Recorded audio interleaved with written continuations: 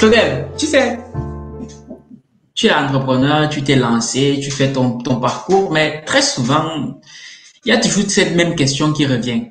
Toujours et toujours, c'est, je suis entrepreneur, je veux entreprendre, mais je ne sais pas par où commencer.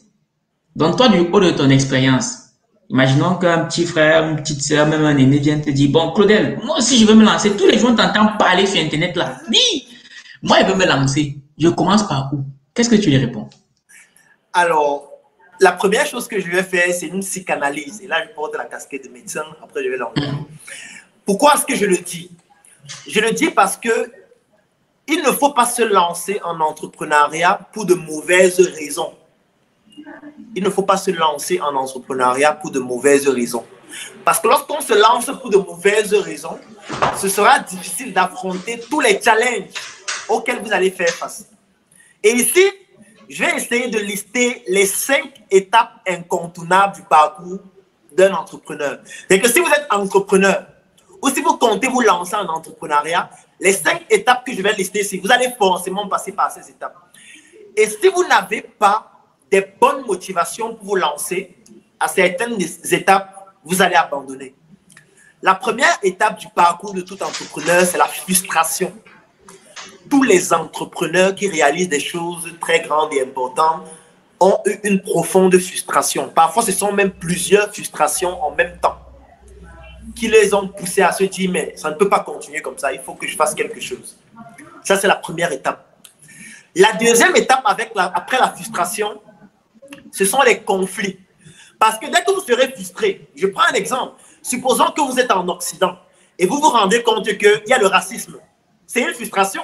Parce que vous êtes en route, vous êtes compétent dans votre travail. Bon, on dit non, tu es nègre, on dit non, tu ne vois rien. Et tu te dis, mais attends, mais je suis puissant, je suis compétent. Comment les gens ne vont te dire que je suis bon? Donc, ça crée une frustration en toi. Tu as envie de leur démontrer au quotidien que tu n'es pas con. Tu vois, ça te pousse à avoir certains types d'initiatives. Donc, on a quitté la première étape. On se lance dans une initiative dans le but de pouvoir combler cette frustration ou faire en sorte que nos proches ne puissent pas vivre les mêmes frustrations. Sauf que quand tu vas te lancer maintenant en entrepreneuriat après ta frustration, il y aura un conflit qui va se créer entre ton environnement et toi. Tout à fait. Et d'abord, en commençant par ta famille. C'est-à-dire que c'est d'abord ta famille qui va te dire, mais attends, nous on attendait que tu finisses les études de médecine et que tu fasses le concours d'intégration ou que tu as été spécialisé pour entrer dans un hôpital, travailler, avoir ton matricule, avoir un salaire. Mais toi, tu dis que tu vas abandonner ça pour te lancer, aller consulter les gens à domicile ou faire quoi, je ne sais. Mais tu es devenu fou. Donc, ça va entraîner un conflit. Ça, c'est la deuxième étape du parcours incontournable de tout entrepreneur. Le conflit, ça peut être avec sa famille. Le conflit, ça peut être avec un proche. Ça peut être avec ton partenaire ou ta partenaire. Et c'est une étape extrêmement délicate. Parce que durant cette étape, il ne faut jamais entrer en conflit avec les personnes avec qui vous êtes en conflit. Je suis obligé d'utiliser cette tautologie pour dire quoi? Moi, je prends un exemple. Cette année, par exemple, moi, j'ai perdu ma mère et je lui rends un hommage. Et ce qui se passe, c'est quoi? C'est que chaque fois que j'arrivais à la maison et qu'on voulait manger, ma mère me disait, oh, on va faire la prière. Et moi, qu'est-ce que je faisais? Moi, je fais la prière.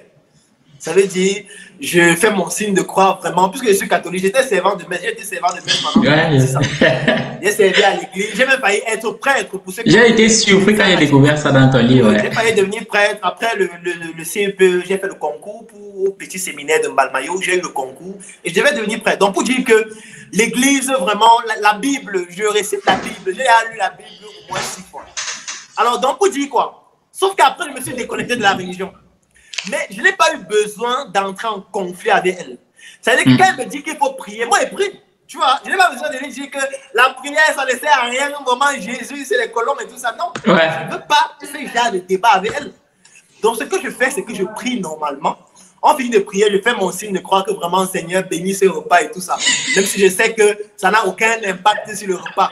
Parce que si la prière pouvait permettre que s'il y a le poison dans une nourriture, quand tu pries, tu ne meurs pas. C'est que vraiment, c'est qu'il y a beaucoup de vies qui sont sauvées avec la prière.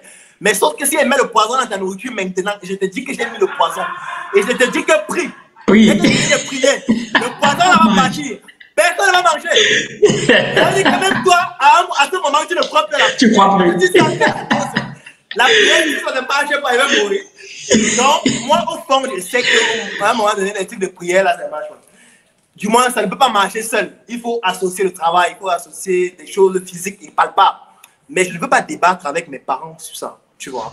Donc, quand on entre dans la zone du conflit, la seule chose qui peut rassurer et convaincre les personnes avec qui vous seriez en conflit, ce sont vos résultats. Donc, n'essayez pas de débattre avec ces personnes, essayez de travailler pour obtenir des résultats et vos résultats vont parler pour vous et faire en sorte qu'ils soient d'accord à un moment. Parce qu'il y a des fois où je venais à la maison et quand je finissais de discuter avec ma mère, en partant, je prends une petite enveloppe où j'ai mis 100 000 à l'intérieur. Je lui donne, je dis que bon, maman, c'est un petit truc que j'ai réservé pour toi là. C'est vrai que l'activité ne donne pas encore, mais vraiment, c'est un petit truc pour ton carburant. Elle dit que vraiment, le Seigneur est magnifique, mon fils. Tu dis que tu fais quoi encore? Tu dis que tu consultes à domicile. Ça ne se passe comment? Vraiment, il faut que le Seigneur te donne plus de patience. Alors qu'avant, quand tu veux consulter, on dit que monsieur va faire le concours d'intégration. Donc, pour dire quoi? Pour dire que c'est la deuxième étape. La troisième étape, c'est l'isolement. Parce que quand tu es beaucoup entré en conflit avec les gens, tu te sens incompris. Tu vois, tu te retrouves à une étape où tu fais des choses, tu as l'impression que les gens ne te comprennent pas. Et c'est une étape qui est très dangereuse parce que ça peut pousser à la dépression et ça peut pousser même au suicide. C'est pour ça qu'à cette étape, il ne faut jamais être seul. Il faut s'accompagner de personnes qui sont sur le même process et qui peuvent t'édifier par leur expérience pour que tu puisses traverser cette étape facilement. Donc ça, c'est la troisième étape, c'est l'isolement. La quatrième étape, c'est la recherche du financement. C'est l'étape où tu as déjà essayé de gagner de l'argent, tu as pu gagner 50 000, 100 000, 500 000, 1 million. Et tu te dis, ouais, si on me finance même 5 millions, je vais changer l'Afrique. Parce que si on me donne 5 millions, je finance le projet-ci, ça va me permettre de gagner même 150 millions dans 2 ans. Et puis vraiment, je vais sauver l'Afrique, je vais devenir riche. Ça, c'est l'étape de la recherche du financement. Et c'est une étape très délicate. Pourquoi? Parce qu'il y a des financements qui sont piégés. Et c'est important de le comprendre. Piégé, pourquoi? Parce qu'il y a des gens qui vous donnent de l'argent sous certaines conditions qui vont dégrader totalement ce que vous faites et qui pourraient faire même en sorte que vous ne puissiez plus jamais entreprendre. Et qui pourraient même vous entraîner dans des problèmes très graves. Donc, dans cette étape, il faut vraiment un avis éclairé. Il faut quelqu'un qui peut vous orienter pour ne pas prendre un financement qui est dangereux. Donc, ça, c'est la quatrième étape. Et la cinquième étape, c'est la structuration, le développement de son patrimoine et la recherche ou plutôt la consolidation d'une équipe qui pourra faire en sorte que ce patrimoine perdu dans le temps. Donc, si un jeune vient me dire, Claudel, tu bavardes beaucoup sur Internet, comment est-ce que je dois faire? Je vais lui dire, 1, quelles sont tes motivations? Qu'est-ce qui te pousse vraiment à vouloir te lancer?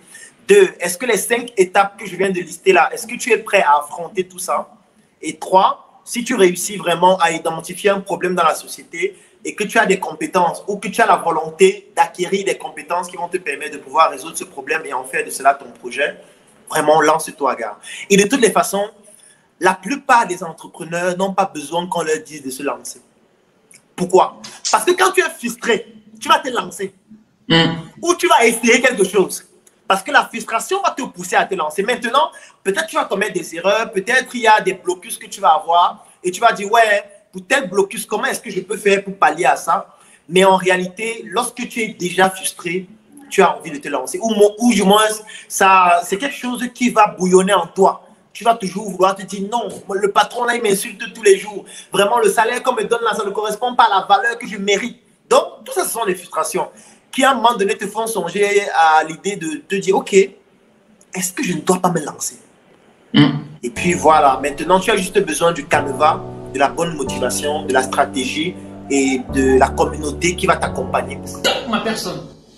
Ne t'en va pas tout de suite. Maintenant que tu as fini d'écouter Claudel Louisi, si jamais tu es intéressé par le business, tu veux monter ton business en Afrique, je te conseille vivement son livre qui s'intitule Le jeune entrepreneur africain. En termes de business, ce livre te donne des stratégies qui sont juste énormes. Et si jamais tu souhaites te le procurer, soit je te donne rendez-vous sur mon site internet argentlivre.com ou alors tu as juste à cliquer sur le lien qui est en haut, à gauche ou à droite ou en description. Et puis tu pourras entrer en possession de ce bijou de livre. Allez ensemble.